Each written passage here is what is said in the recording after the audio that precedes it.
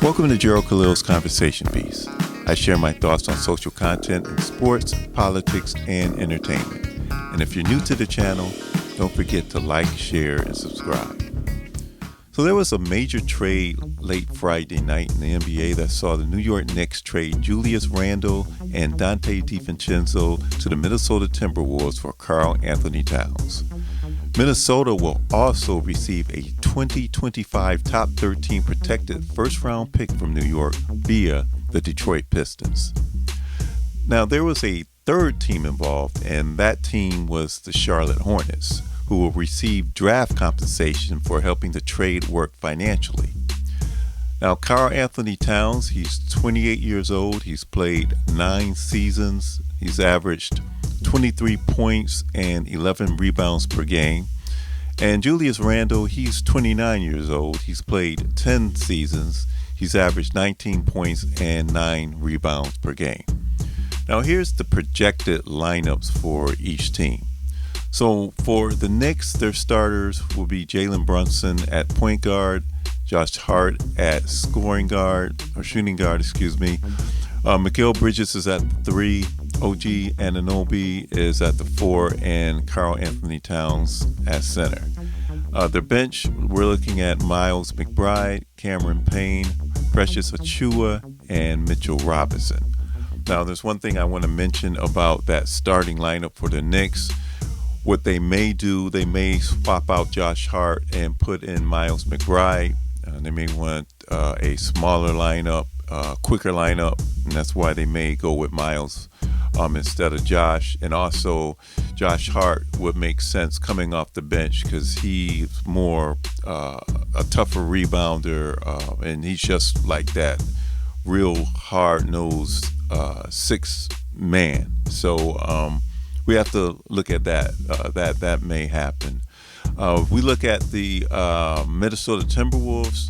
We're looking at Mike Conley at point, Anthony Edwards at the shooting guard, Jaden McDaniels at the 3, Julius Randle at the 4, and Rudy Gobert at the 5.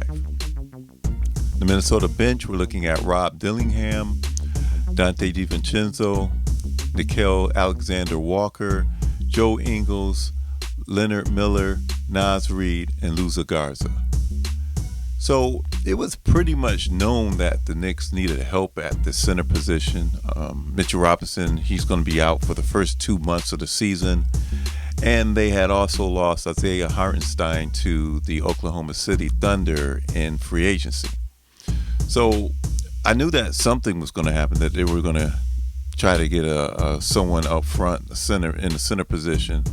And when I heard that the trade went down and that I saw the headline, I saw Randle for Towns, my immediate reaction was that the Knicks are going to the finals.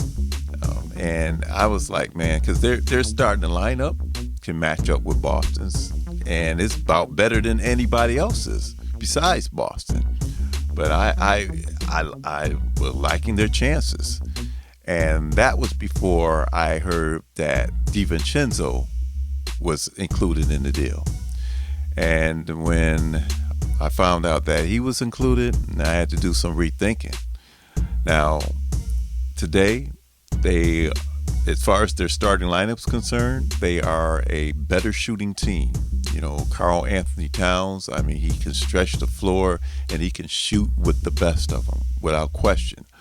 But my thing is that they lost rebounding, toughness, and bench strength to me.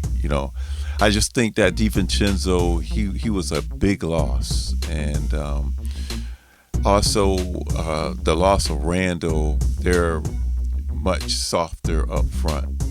Now, I wasn't surprised with the trade of Julius Randle. I thought that the Knicks played better without him. They moved the ball better without him.